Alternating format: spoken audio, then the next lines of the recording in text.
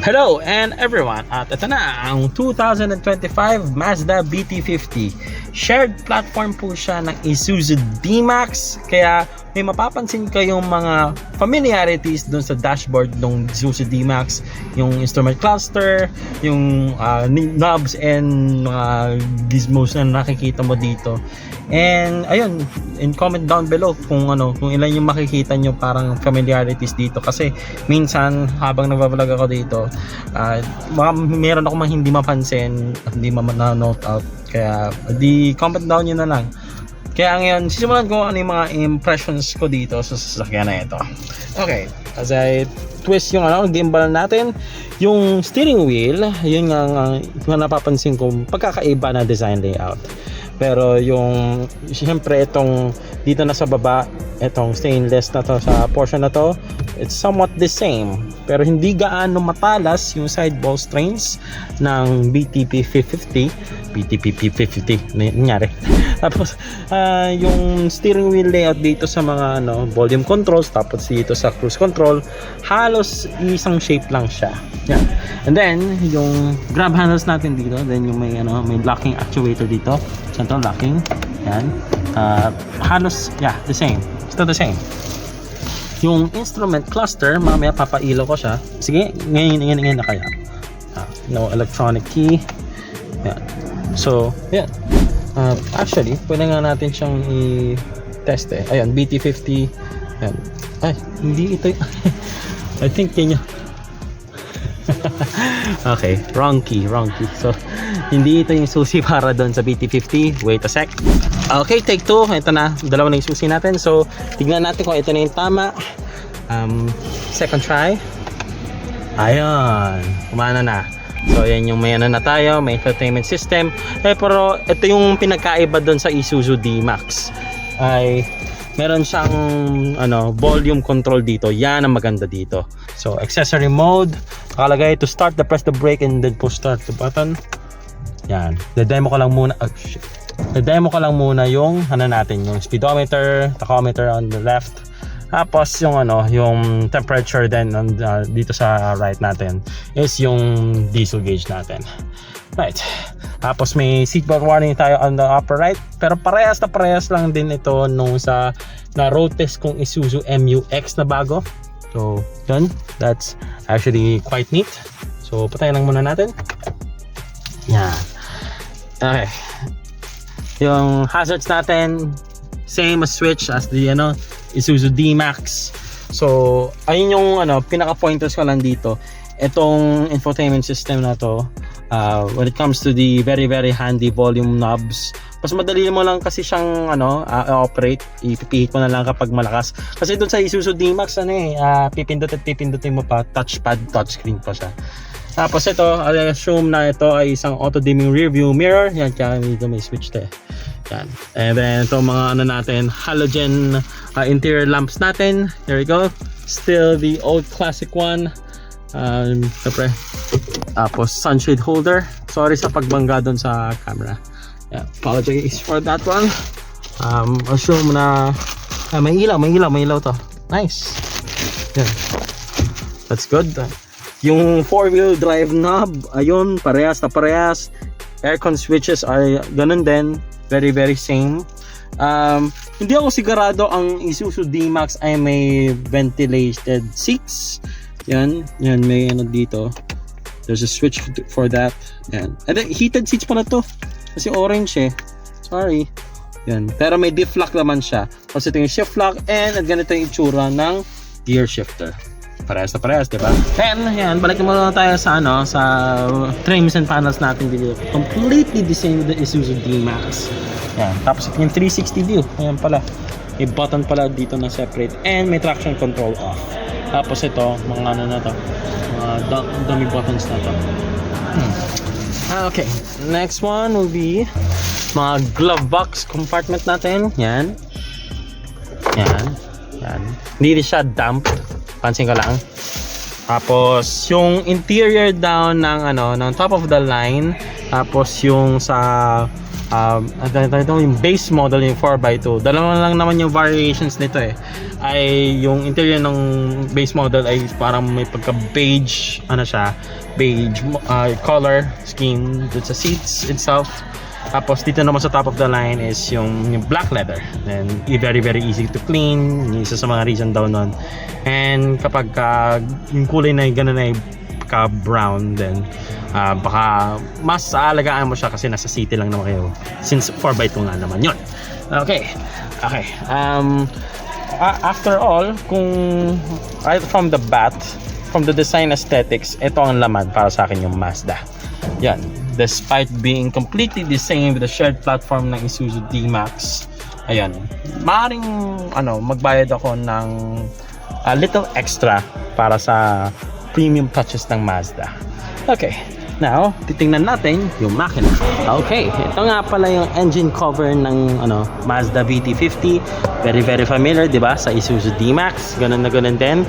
And syempre, ito na rin, vehicle emission control information.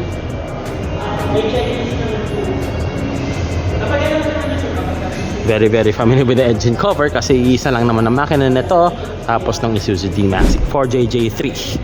Okay, tapos ano pa ba ang pwede kong i-point out? Meron pa tayong radiator cap, tapos yung radiator shroud completely present here, tapos yung reservoir, then yung mga power steering fluid, ayan, yung brake booster, tapos yung ABS, then I think ito yung horn probably meron na rin ditong horn dito sa harap. Ayun. So, yeah, yun lang naman ang kailangan ayusin. Tapos yun pala yung dipstick nandun sa pinaka left ng pickup. Okay. Tapos FB batteries. Yan, FB batteries. Pero syempre, di naman papatalo. Ito yung yung serial number for the Mazda. Yan. Okay. Tapos ito yung snorkel pala. Yan.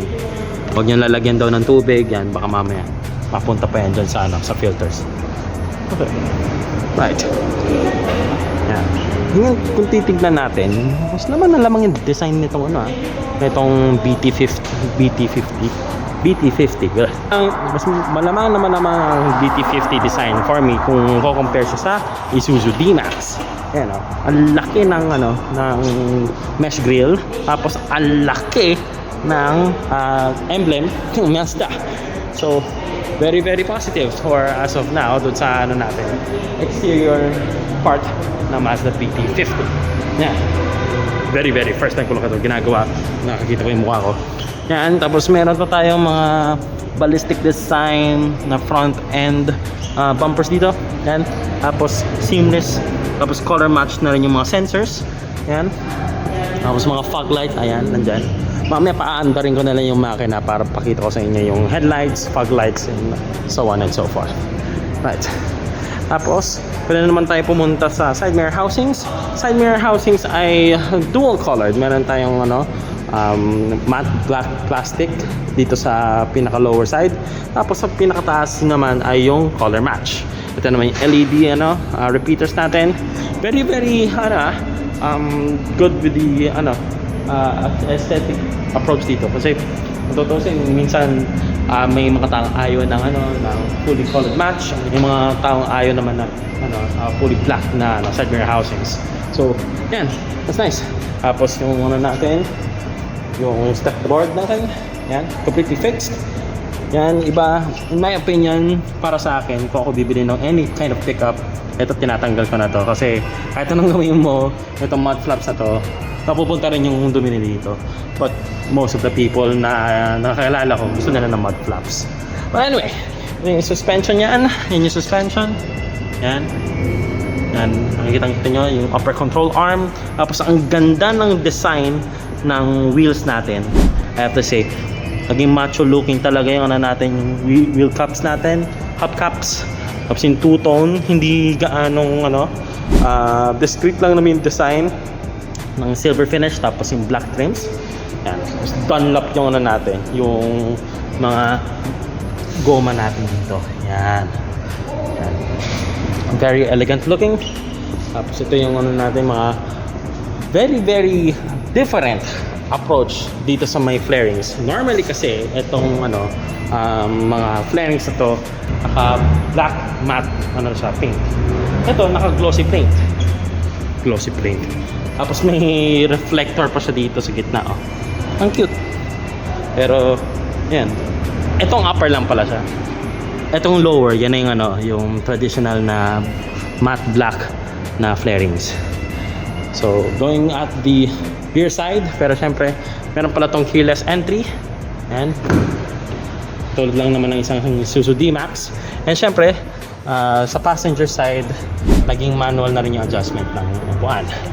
Okay. And may grab handles dito for convenience. And, seeing sa may exposed wire dito. Okay. Now, close the door. Tapos mga natin, aerodynamic lines tayo dito for aesthetic design and syempre for smoother airflow na rin. Then, going up the rear wheels, drum brakes pala to sa likod.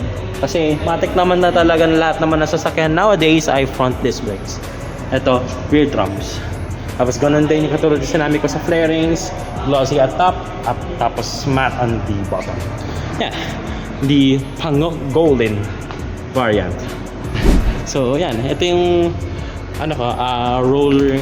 This is very interesting kasi dati kasi may mga aftermarket na accessory shop ay iba ay automatic na bed cover. Yan, bed cover ang tawag dito. May mental block na ako. O perhaps yan, parang hindi ako maipit yung kamay nito. Kadalasan yun ang nangyayari sa akin. Nagtatawanan ako. Yan, ganun yung i-roll mo lang ng manual to. Tapos, eto, may iba nagsasabi sobrang laking Mazda. O nga, no? Kasi kung ganito nakalaki yung emblem na to, might as well, at kakilala naman itong model na to as a BT50, tanggal na rin to. Yung BT50 na emblem, tanggal na rin tong 4x4 emblem. Yan. For cleaner looking lang naman.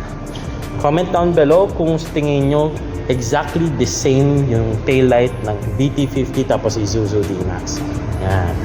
Tapos, dito naman yung color match sensors. Tapos dito naman, na color match sensors naman dito ay black na. Yan. Yan. Black. Tapos color match. Body match pala. Yan, diba? So, yun lang naman ang para sa akin. Tapos, yan, na-demo na ng ibang reviewers na to. Yan.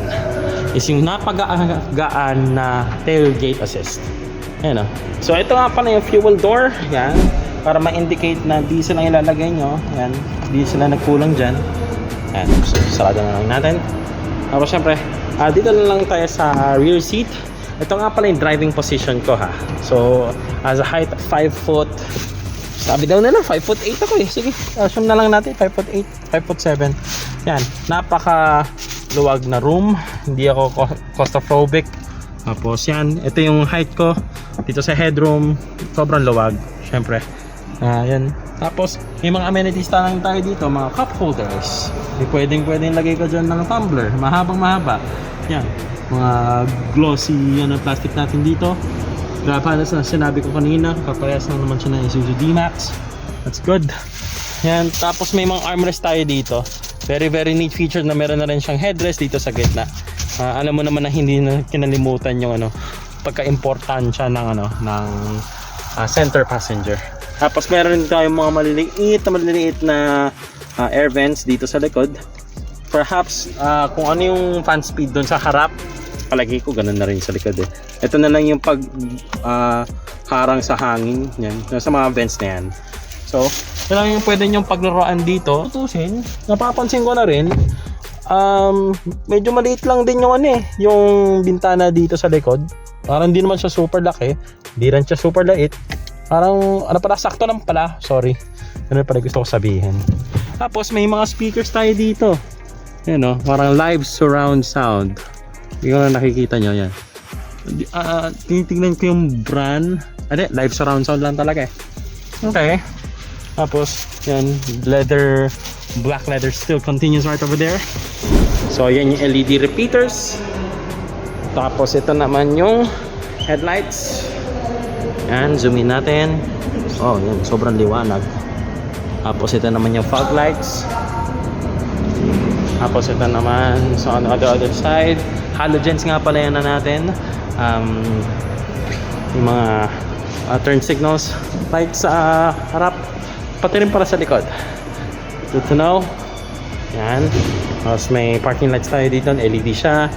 Tapos yan, yung ano natin, halogen beams. Meron siyang rear fog light. Yan. So, super liwanag. Napakaliwanag. Okay. Grab handle ulit. Yan. Patay hazard. Alam mo? Sige. Try natin i-start.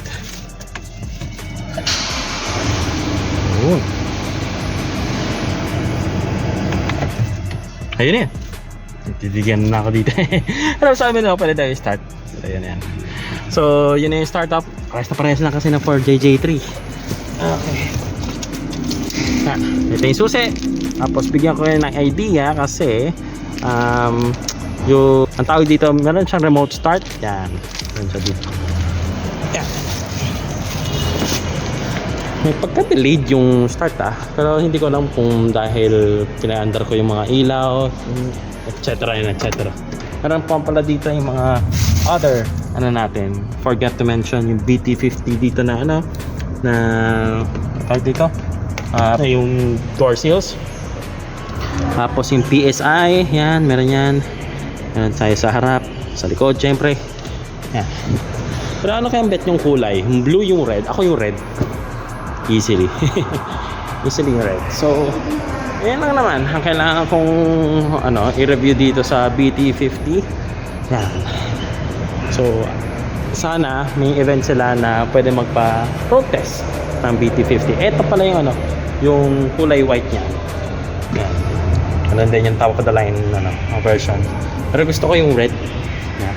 Siyempre, maraming salamat sa pagnood ng aking Mazda BT50 review. At first impressions ko nga pala ito. Ang susunod na video na i-upload ko ay magiging test drive ng Mazda BT50. Meron na pong test drive unit ang Mazda Quezon Avenue. Kaya kapag napaka-interesado ka talaga dito sa pickup na to, pumunta na lang kayo doon. Kung magpapa-inquire na lang kayo, please contact nyo na lang ang nag-assist sa akin na ahente na si Miss Rachel Alhambra. Ito nga pala yung number niya. At isasama ko na rin nakasama niya na si Miss Joy Arnaiz. Ito yung nakalagay doon sa mismong calling card. Yan yung mga number nila. So, tawagan nyo na lang sila kung gusto nyo mag-inquire ng mga units ng Mazda. Syempre, hindi lang BT50 ang available dyan. Meron tayo si X90, Mazda 3, and etc. and so on and so forth. So, yun. See you na lang dun sa next video. Like, comment, share, and subscribe, guys. Maraming salamat sa pagsuporta pa rin. I am back for full time. Ayun, peace and goodbye.